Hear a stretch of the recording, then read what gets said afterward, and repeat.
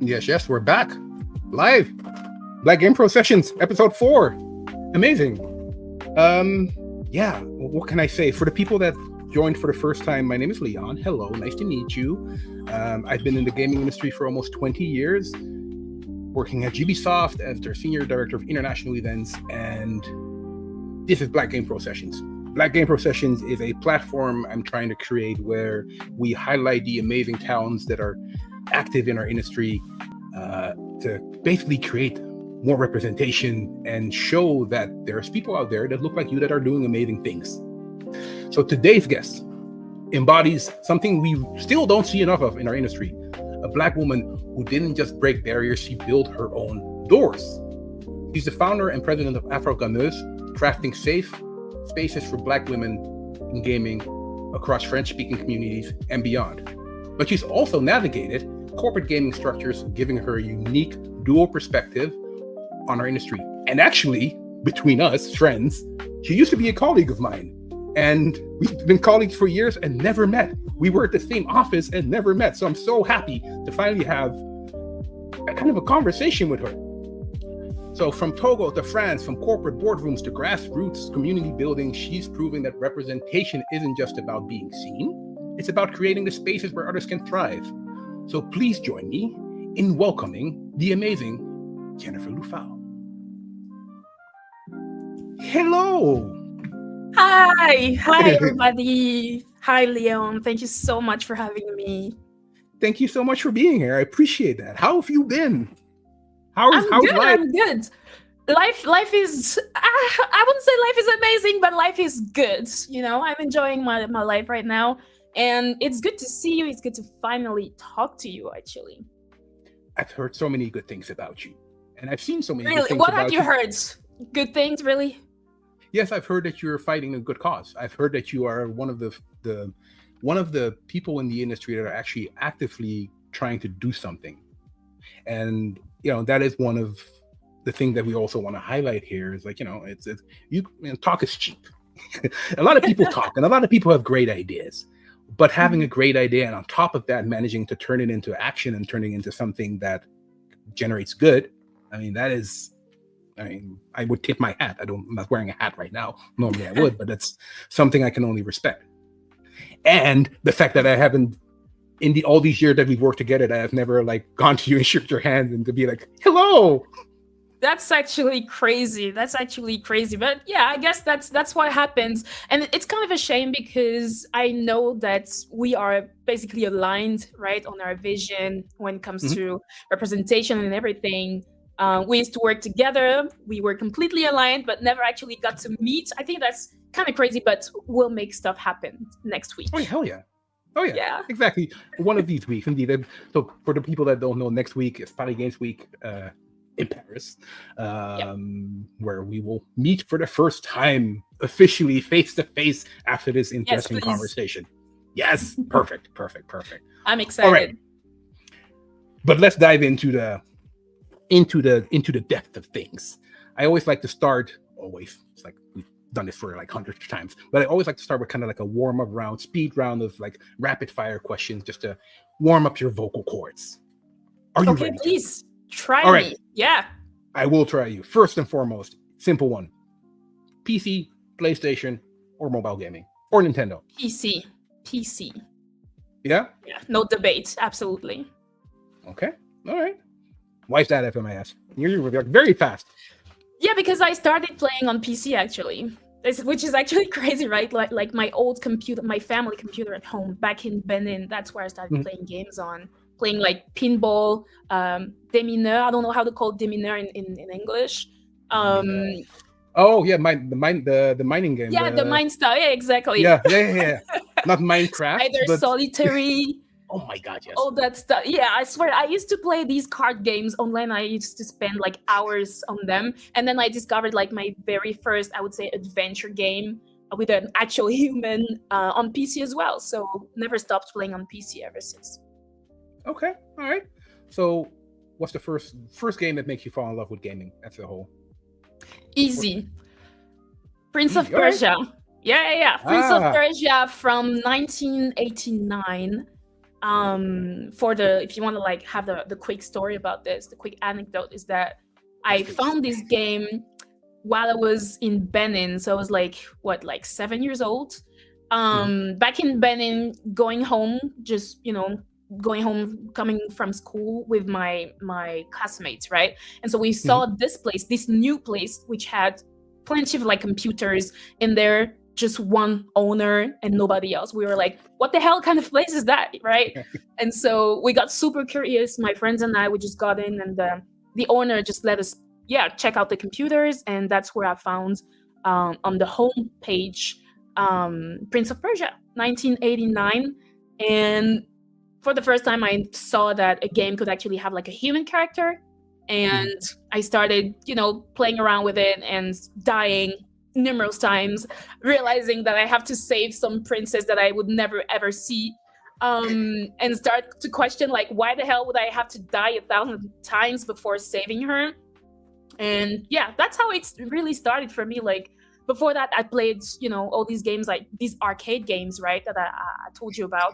But realizing that I could play a human character, it really changed the games for me. And I also realized that I was very much into like platformers and action adventure games, basically. And yeah, I've kept playing that kind of games ever since. Okay. I love Prince of Persia. It was such a frustrating game as well. And it was super difficult. The spikes, the It was ground very spike. hard. Oh my God, goodness. There are so many like memes of people dying on these parts, and they're just funny to me, but they're also a bit traumatizing because I used to spend so many hours, trying to beat this game. I love it. Yeah. Oh my God, memories. That's like oh, that's 89. That's I mean, Yeah. I thought you. Okay, I'm not gonna ask your So age. the game, I was like 80. I was around in no, 89. the game is from 89, right? Just But I played I it know. Just later. okay, just checking. Okay.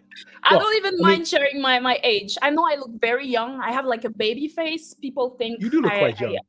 yeah, I'm actually 32 years old. I don't care about saying my age. People get that is still young. That is very young. yeah, right. I'm very old.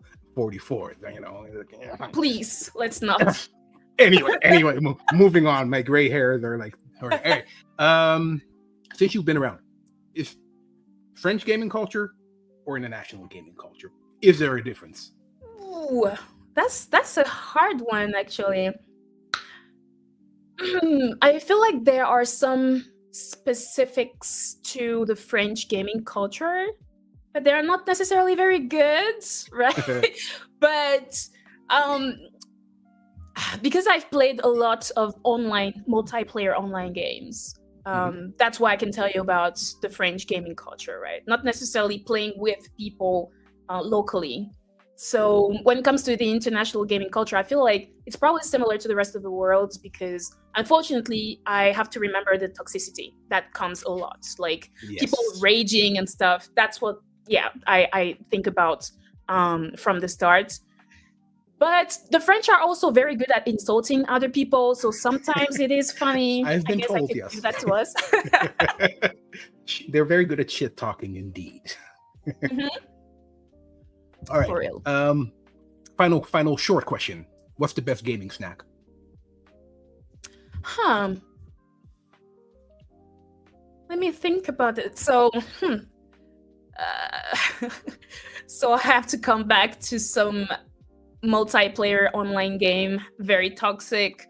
I've been a huge fan, and I still am a big fan of League of Legends. So I know that if I want to like play something fun, something where I want to I want to just like have a good time on my own, although it's multiplayer, I know that I can just play by myself to a certain point. And that would be League of Legends for me because it's easy for me to play. I know that I can just have like a quick 30 minutes ARAM and then go back to bed or do something else, whatever. Okay. It's like having my dosage of League of Legends. It's a little shot of League, and then exactly. You're good again. All right. Okay. All right. I think we're warmed up. Let's dive into the actual in your incredible story, your incredible journey. Starting, of course, with, Afrogameuses. Yeah. But how do we get there? Indeed. So take us back to the beginning. When did you first realize that gaming needed something like Afrogameuses? What was that moment when you thought, if this space doesn't exist, I need to create it myself? So let me think about this for a second. So it actually started in 2020, right? Big time for everybody. Remember COVID and everything. Oh God, yes. I'm still trying to forget. Yeah, I swear. I was actually living in Germany at the time. I used to live in a city called Hanover with my ex-boyfriend, whom I moved in Germany to live with, to be with. Yeah, I don't recommend making that kind of choice. But that's where things actually started for me. So I always wanted to work in gaming. I used to apply for different roles, internships when I was a student. It never really worked out. And I just felt like I was never welcome. But I did work in tech for tech companies after my studies. And I came at the point where I was let go by this tech company that I was working with for no reason, really.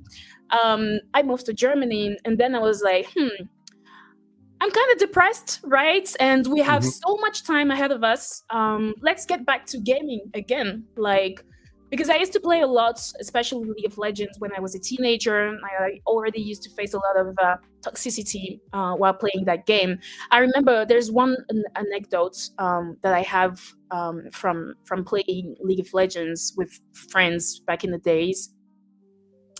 I had this group of French people who I would play games with. And one day we were like, hey, let's send each other's Facebook profiles and check out what other people look like.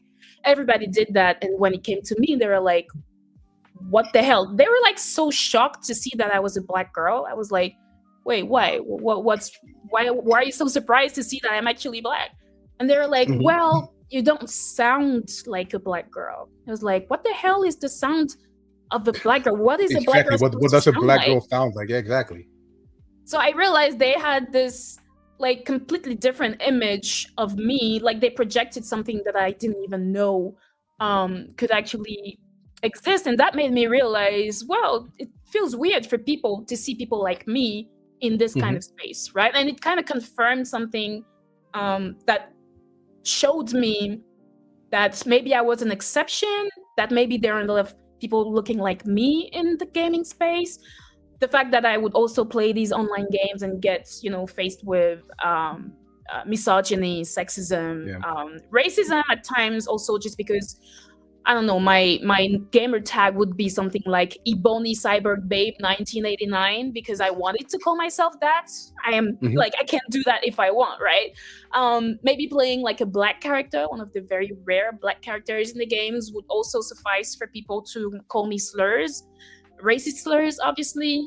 So that kind of experience really showed me that, okay, there is something wrong. I don't know why it's such a big deal for people to see somebody like me playing games, right? And then when I was living in Germany, I got depressed and I was like, well, let me start playing games again because gaming is fun, right? I kind of paused the gaming before because I started working and all. I was like, let's go and be a good girl, like a big girl. Exactly. Be an adult. Stop the game. Exactly. Stuff. Please stop being that child. And yeah, I started playing again and I realized that all of that toxicity was still there, basically, from being a teenager to being a full-grown adult, right? I realized nothing really changed, and that kind of pissed me off back in the days. And so I started to think, well, what can I do to make sure that people know about this? So I started my blog at the time where I would basically share my life stories because why not? It was COVID and everybody was doing some introspection, right? I was like, yeah, let me share some of my experiences as a woman, as a Black woman. And I was like, I should probably talk about gaming, but I don't really know if I can. I didn't feel legitimate enough to talk about games, although I've been playing games my whole life. And then I was like, okay, if I can't do it myself, let's find people who can help me. I want to find people maybe who look like me, who can tell me if they've shared the same experiences or not. And that's where I found some Black women on couple of forums. And so I had like 4 Black women from Madagascar, the US, from Canada, and from the Netherlands, actually.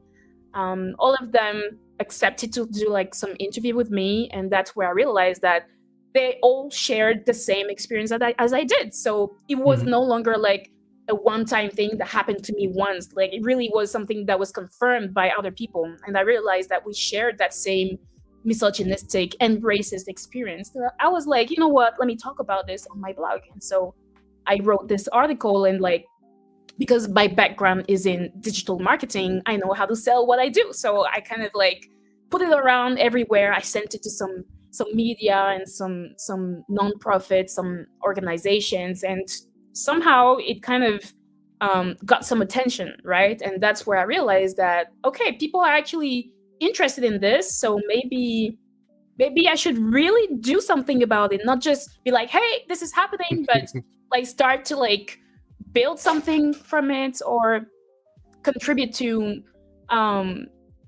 making actual change, right? And that's where I decided that I would create Afrogameuses. So I started with a very small crowdfunding campaign, because apparently if you wanted to like build a nonprofit, you have to you need to have some money. There are like a bunch of stuff that I learned on the spot. And so I asked for like $600 to start the nonprofit, and people gave me double the amount. I was like, sure, let's go. Okay, you must really want this to happen, so let's make it happen. And yeah, social media first, and then building the community on Discord.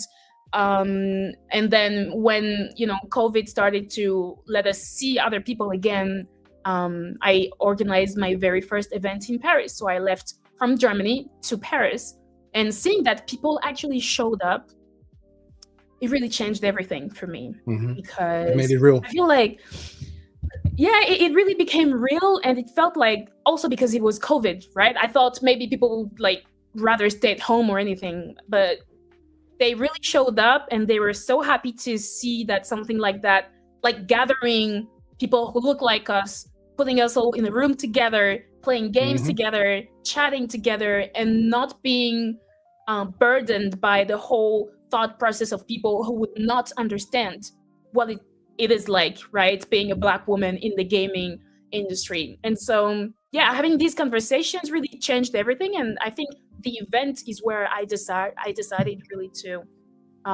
pursue this kind of like some sort of a life mission, because people shared with me how important it was to them.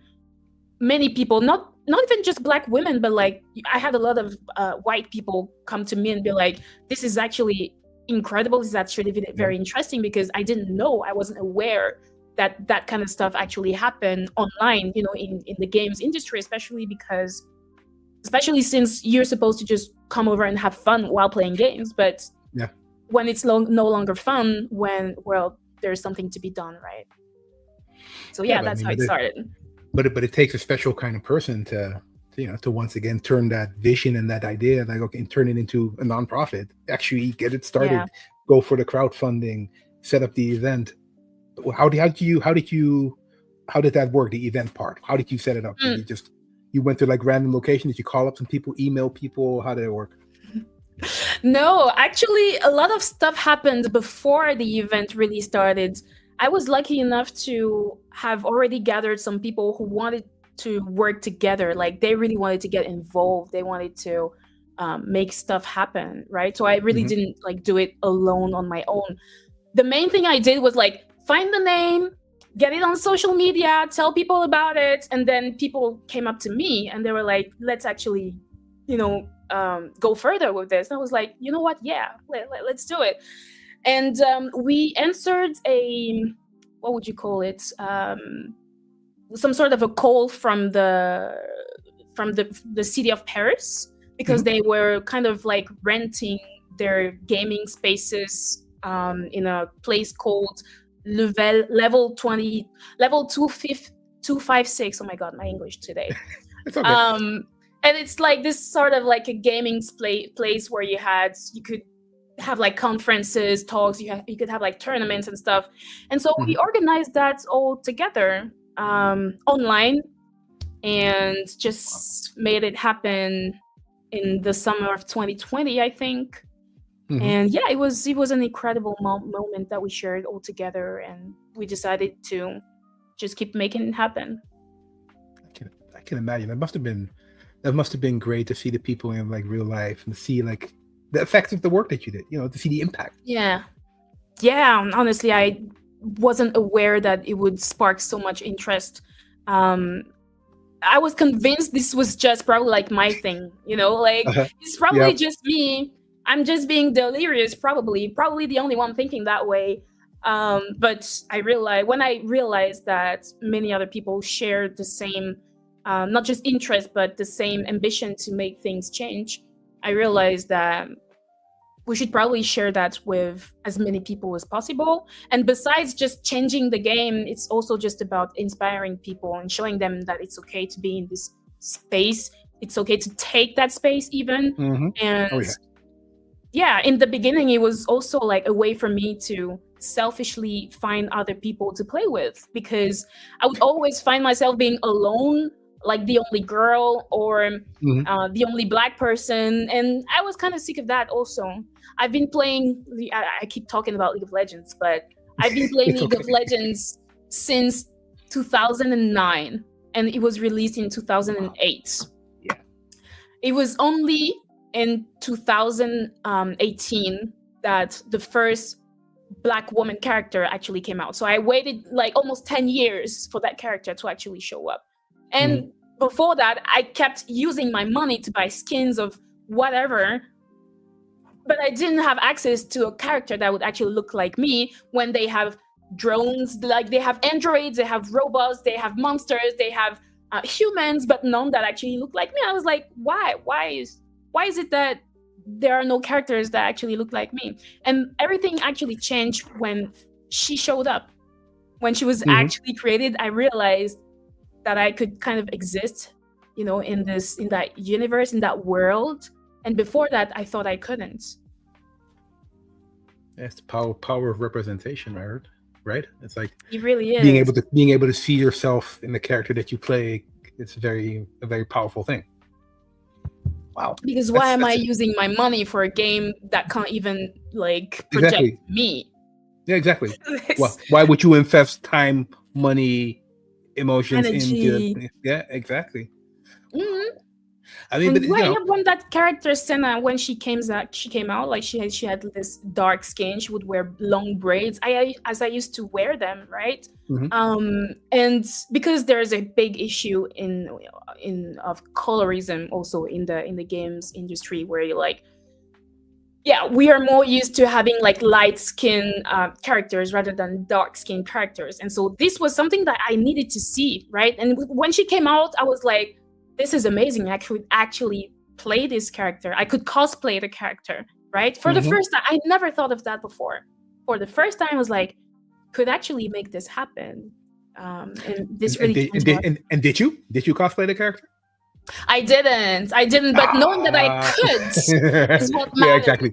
Right? Fair enough. I did cosplay other Black characters much later, but she's kind of iconic to me, and I feel like if I decide that I want to cosplay her, it's going to take me like a year or something to prepare it, because you need to grow towards that. I understand. Fair enough.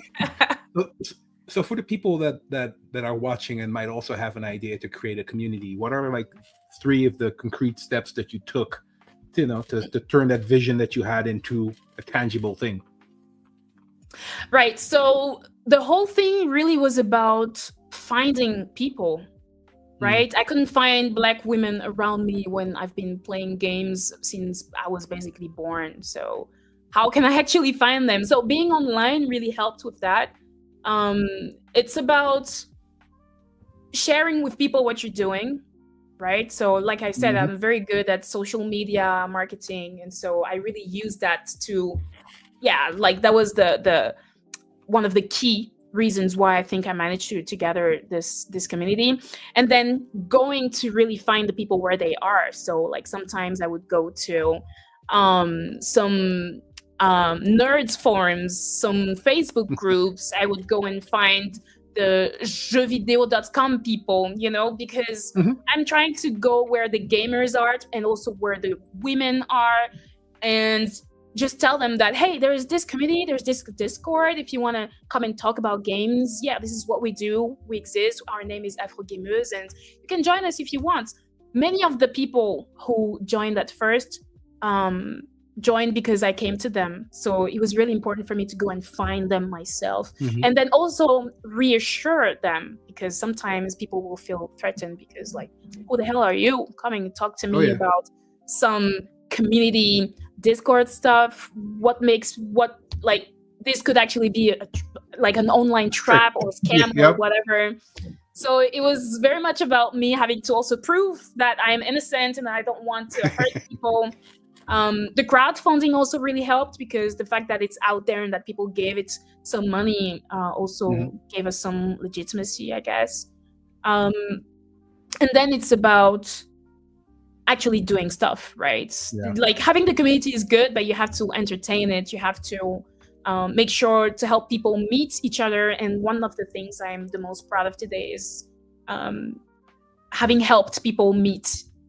Sometimes they're soulmates, right? Sometimes they're very good friends, Wow. to find maybe a job, or to, like, just have long-lasting relationships. And these are one of the things that I'm very, very proud of. Yeah, I can imagine. You should be. That's real impact. Yeah. You're changing people's lives. I mean, speaking of which, I mean, you're creating this community that seems to be understandably a little bit cautious. Like, what is this? Can we trust you?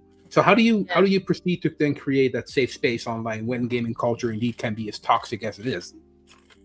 Oh yeah. Well, I guess it's a lot easier when you're surrounded by women mostly, I have to say. Fair enough.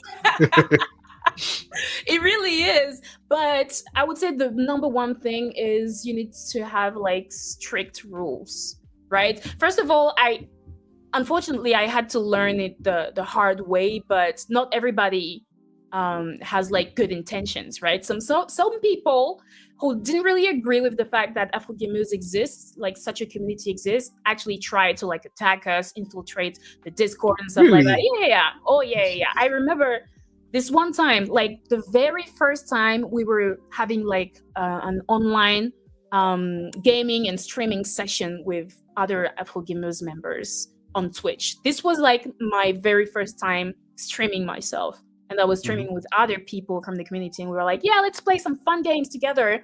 But at the time, I didn't know the dangers of sharing some info on Twitch. And so we were playing some game like Scribble.io, I think that's what it's called. That's a fun one. And we shared the link of the game with people so that they would join us if they wanted to. Unfortunately, we had one of these guys come to the chat and start using the N-word in the chat. And then he clicked on the link of the game, got into the game, and started using the N-word on the chat of the game. And somehow he also managed to find the link to the Discord server and kept also spamming the N-word in that chat as well. So this was, like, my very first streaming experience, and I was like, you know what? Never again. That is never happening again. So we learned the hard way to protect ourselves. And that's why we need to have strict rules about moderation, what you cannot do, the way you can access also the Discord server or not. For instance, if you're a member of Afrogameuses, you have to fill in a form online. Then you will receive an email that confirms your signing up. You're signing up, I guess. And then in the second email, you'll get a link to the Discord. So, just delaying the process already prevents people who are in a rush to just join from. So to maintain, like, this safe space, it's really about being cautious and being very strict about the rules, what you can or cannot do. To me, it's very important to remind people that this really is a safe space, and if you want to be part of it, well, you need to just respect other people. yes, you should. And I mean, you could have also, after that first stream, could have been like, you know what, I can't deal with this. This is too toxic. I'm out. But you decided to keep on going, and actually, it made you go even further, and then be like, no, actually, I'm going to do this now properly. That's, yeah. Respect for that. There was no way I was gonna give up just because of a bunch of idiots. To be honest, like I knew this was just a setback, but that's also how I realize I'm kind of I call myself Invincible Jane for a reason, because I like to think that I'm some sort of tough woman and everything, although I have my own insecurities and my own issues, obviously, but I feel like somebody has to be strong enough, I guess, for us to move forward. We need leaders, right? And I didn't decide to be that leader, honestly. I only decided one day to speak up about something that was super dear to me, and people then made me kind of a spokesperson on this topic. And yeah, it just happened gradually, right? It's not necessarily something that I chose, but then I really realized to this day that you need somebody who kind of takes charge, I guess. I don't want to put it that way, but no, but I agree. Somebody you need people that lead the way, and you're one of the people that are leading the way, and that's I that's commendable. And that's also one of the reasons why I wanted to highlight you here in the stream, because I love that, and more people should be like that. Thank you very much. My personal opinion. I mean, you've kind of already hinted towards it, but you work. You're French, or you've lived in France, or you live in France, but you kind of transcend. It's not just France. You speak to more global audience, different cultures. So, what are kind of the challenges that come with that, like navigating through the different languages and cultures within the gaming industry, or is it all the same? Just one toxic place of a cesspool? Honestly, to me, it's kind of just the same everywhere. Like, I don't really see a difference. What's nice about going global, I guess, is that it's knowing that there are other communities like Afrogameuses that exist outside of France. There's Afrogameuses, which originated from the UK, and J.N. Lopez, the founder, is now based in the US, and I've seen her incredible ascension also. So she's super inspiring to me. The fact that she exists and that the Afrogameuses exist is also something that really reassured me, because I didn't know about Afrogameuses before I founded Afrogameuses. And then when I realized, there's actually a community that's really similar to what we're doing here, I was like, I feel just relieved to see that we're not the only ones, and that people are doing the work also, like in other areas in the world. There's Melanin Gamers, right, with Annabelle and Alan, also, whom I love very much. And it's funny because sometimes we would call each other and be like, so yeah, what's happening right now? And we all realize that we are facing the exact same stuff, like the same issues, but at different timings also. And that's super interesting. Yeah, so it's good to know that you have people who kind of got your back, or who've been there also before you, and who can help out. Yeah, to show that you're not alone. I mean, the fight alone is a stronger fight than when you can share the battle with other people. Yeah. But I mean, but let's be real. I mean, you're fighting both racism and sexism in gaming. I mean, that's intense. How do these? Is there an intersection between those battles, or does one feel more challenging to address than the other? I guess in France, we are very much about gender equality. All corporations, all the businesses, and even the politics are very much about it, even though they don't do what it takes, right, to actually change things. But at least when you work in a company, usually they're like, yeah, we really care about diversity, and diversity usually is hiring more women, right? It's like the first step. And when it comes to like race is very taboo. Like, we don't talk about it really in France.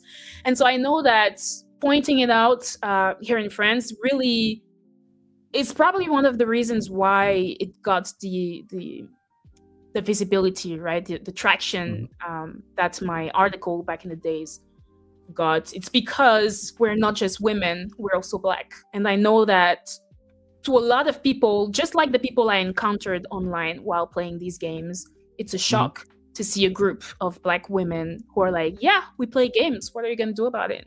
And we're going to stay here. It really is a shock to many people. I mean, so what is one stereotype about Black women or Black women in gaming that you're most determined to destroy? I mean, I don't think I didn't even know there was like a stereotype. No, but I don't necessarily think like there are stereotypes associated to Black women in gaming. I think that there are stereotypes associated to women, but not Black women, because in the minds of people, we just don't exist. It's an association that just isn't, right? So that concept of Afrogameuses already like destroys like their own thinking, because to them we didn't even exist, right? Because we all know that games are mostly male dominated, at least in the industry, in the characters and everything. You can occasionally see a representation of a woman playing games or a woman character, but seeing a Black woman in that space is definitely, it's like an innovation, I guess, or something new to a lot of people somehow. Oh, that's super trendy. Wow. Regular people playing games is like crazy to some people. I don't know why, honestly. But there are stereotypes that would be, for women, we say that women only play like, I don't know, Candy Crush and like very like kitchen games and stuff like that. So yeah, there are no stereotypes when it comes to like Black women that would be associated to just women in that sense. And I do remember one time some people who question the name Afrogameuses, like why aren't you just doing gameuses, just gamers? Yeah. Like why do you have the Afro in it? I was like, why not? Because we exist, like, and that is enough, I have an example that I cannot share online, but yes, I know exactly what you mean. Like the discussion of, why are you using the word Black or Afro? And anyway, oh my goodness. It's a good segue to your corporate work, because, like I said, we were colleagues. You were at Ubisoft. How did you get that job, and how did you navigate that corporate environment versus, the community work that you've been doing? Right. So, the funny part is I told you that I was living in Germany and then I came back to France, right? I always, again, wanted to work in games, never really managed. And I know now that if I managed to start working in the games industry, it really is because I had to do twice as much. And I had to like be, I guess, unmissable. I had to make sure that they couldn't miss me. Like they had to see me whether they wanted or not, and they couldn't like deny me. So I actually got the job after I created Afrogameuses. Once I started doing that work, once I started really being vocal about these issues, I came back to France and I was like, you know what? I really want to work this time. I really want to make it happen. I want to see what it's like working in the gaming studio and like make these games. I want to see it. So I applied at Ubisoft when I came back. Funny fact, just a quick anecdote. I told you about my ex-boyfriend whom I left everything for to be with in Germany. Turns out he also wanted to work in games because he was a gamer as well. He never tried at all, but he was certain that I would never manage to work in games. Like, he was actually actively discouraging me into working in games. And so I was like, you know what? Let me prove you wrong. Oh my God. Right? Yeah. Yeah. And you did. So I basically, of course. I basically left him, came back to France, applied to some roles. I was hired by Ubisoft, and that's how everything got started. And I worked as a social media and content manager for Ubisoft Paris, the Parisian studio. And yeah, like I had a good time overall, but I didn't stay super long because first of all, before even entering, I was like, apprehensive. Like I was a bit anxious because I didn't know what I would see, because I also heard about all of the allegations at Ubisoft. So I Yes. was pretty worried, right? Mhm. Like, what am I getting myself into? But then again, it's like the biggest studio in the world, or at least here in France and in Europe. So I have to give it a try. And so I Mhm. did, and they gave me a chance. And um, the only thing is, I really felt like I had to prove myself over and over and over and over again all the time. When I would see some other people who didn't have Mhm. to, when they arrived at the same Mhm. time or when they arrived later. And so I really felt that sense of kind of injustice, you know. But then again, I'm also a person who didn't really have like good experiences in the corporate world. I was harassed in another company that I worked for, which is why I was Oh. depressed back in Germany.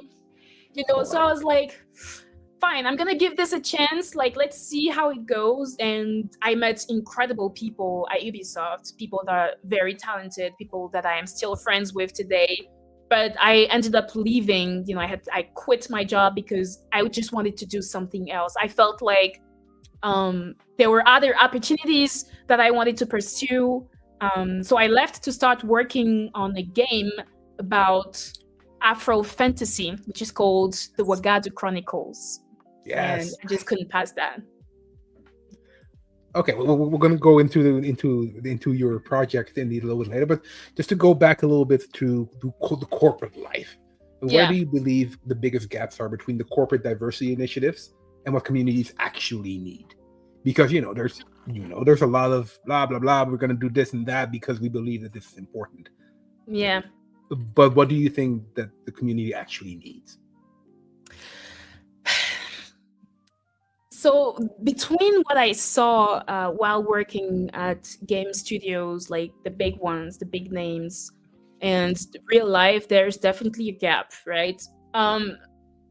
First of all, I always feel for my ex coworkers who are working for these companies that say, right, that they are super into diversity and that want to improve things. I remember back in 2020, a lot of gaming studios they shared the black square, right, on their social media to commemorate Oh yes, George Floyd's. yes, Yeah, yes. so that was, I guess, one of the very first time they were like, "Oh, look, we actually care," and they had to speak up in a way because the issue, the topic was bigger than them, and they felt like they had to. I feel like they did because they felt like they had to. Um, and then they also needed to pursue that in a sense, because otherwise people would just lash at them because you only cared when George Floyd died, and then after that you didn't care anymore. So some of these companies had to actually continue, I guess, the process. Some of them Mhm. completely stopped. But I do think it was a good start back in the days. One of the things that I realized is in these companies, the D&I departments, the diversity and inclusion departments, just didn't get enough money to get the things done. A lot of the people who work in these areas are burnt out. They're not Mhm. being listened to. They're not given the means, the purpose to actually achieve real change. It's like when you chat with a CEO of some company and they're like, you know what, we want to improve the number of women, the percentage of women we have in these companies. So let's improve it by 2%. And we're giving ourselves 10 years to make it happen. And you're like, Mhm.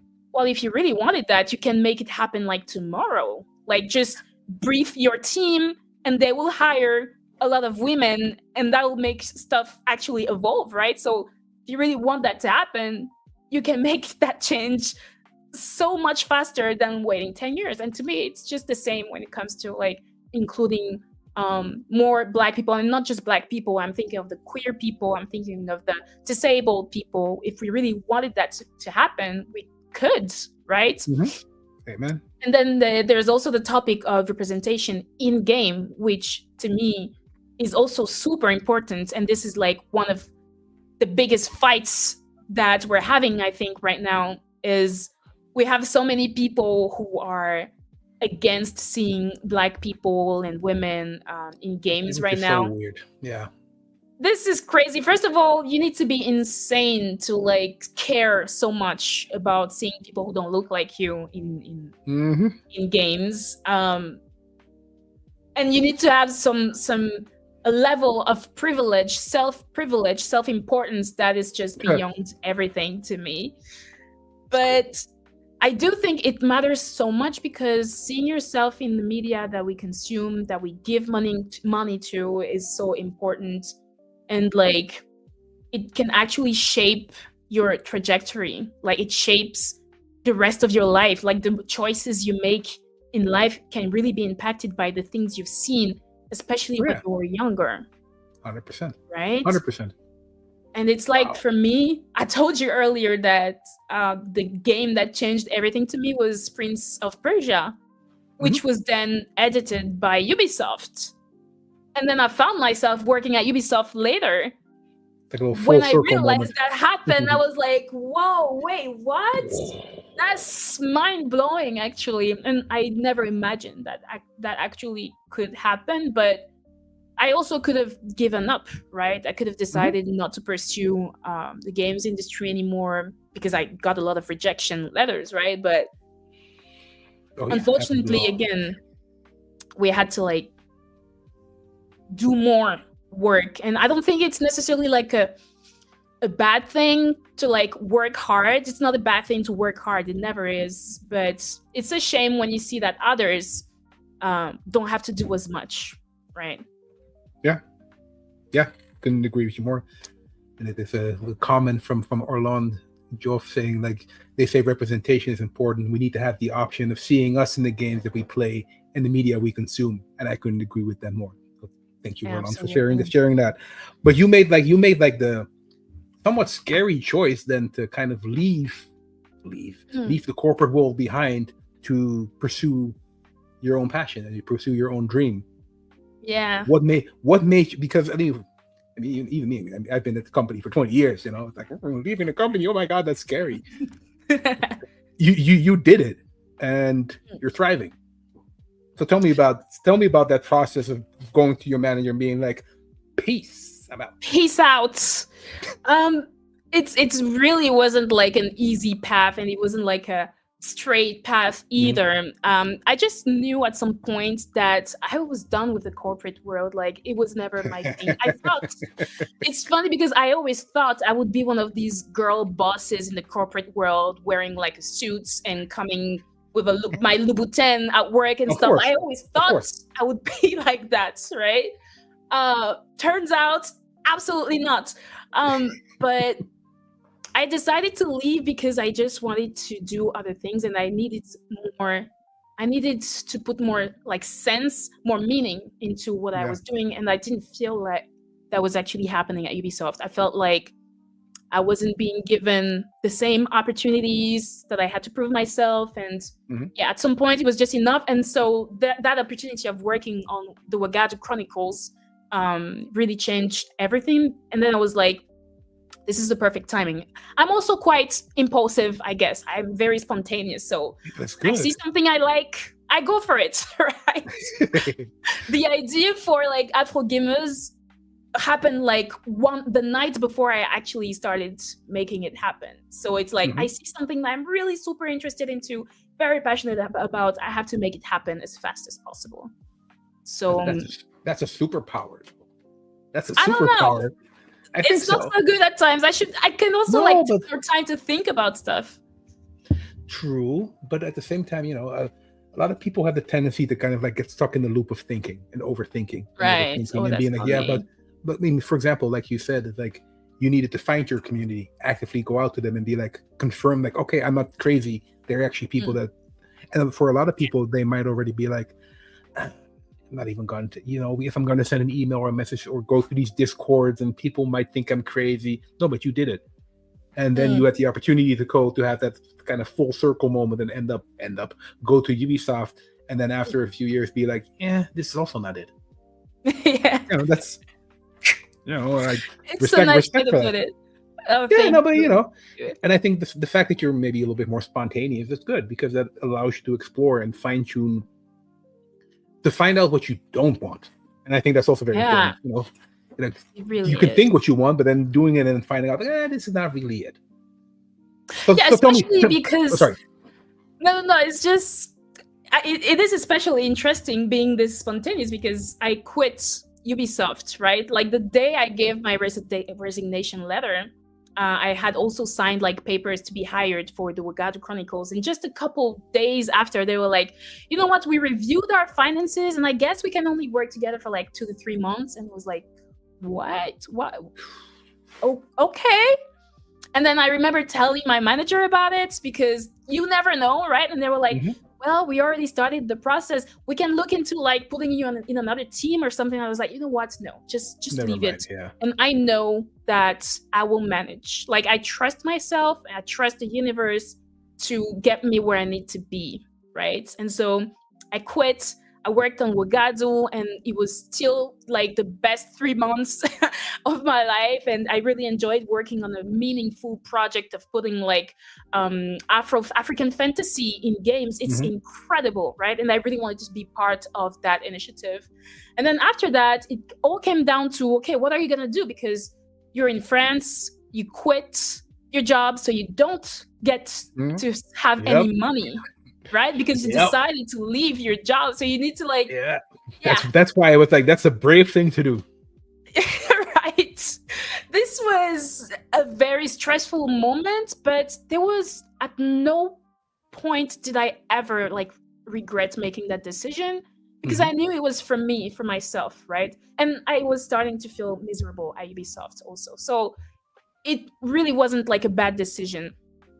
But then the stars aligned. And because I was so vocal, about games and what games can bring to people and how representation matters and everything that I used to do at Ubisoft, I also met the right people, which led me to now working for RFI, which is the French international radio, where I get to talk about games every week on the radio.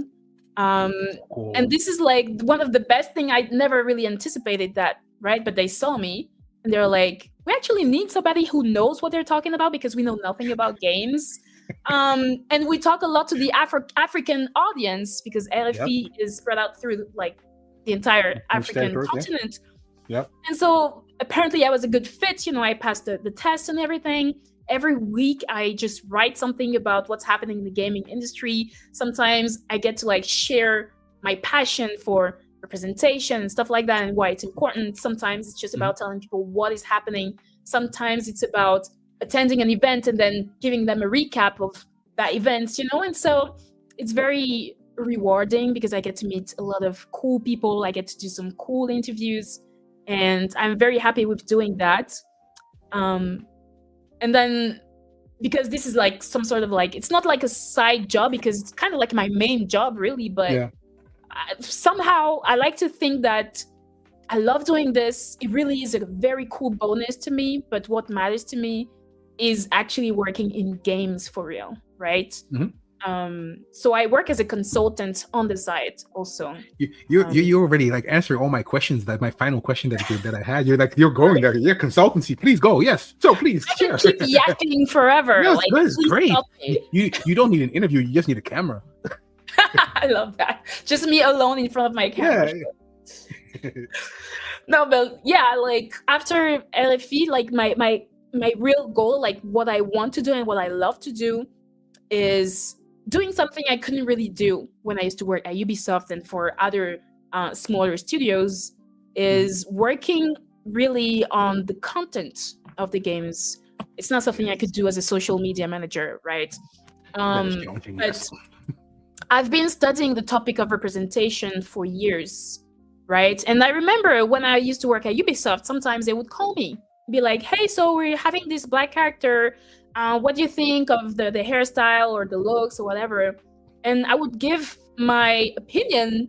I thought it was cool that they would ask me, but once, twice, 3 times, I was like, damn, my job is being a social media manager. Am I supposed to be doing this? Like, shouldn't they hire somebody who can actually help them do this, right? My thoughts exactly. Right?